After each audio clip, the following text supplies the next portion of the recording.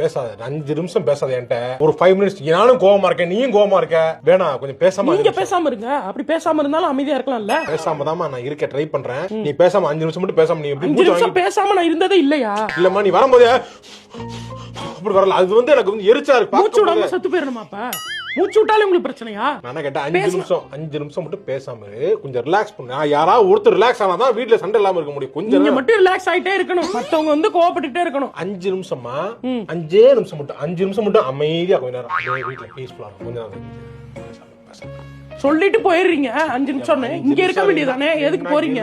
பேசாதம்மா.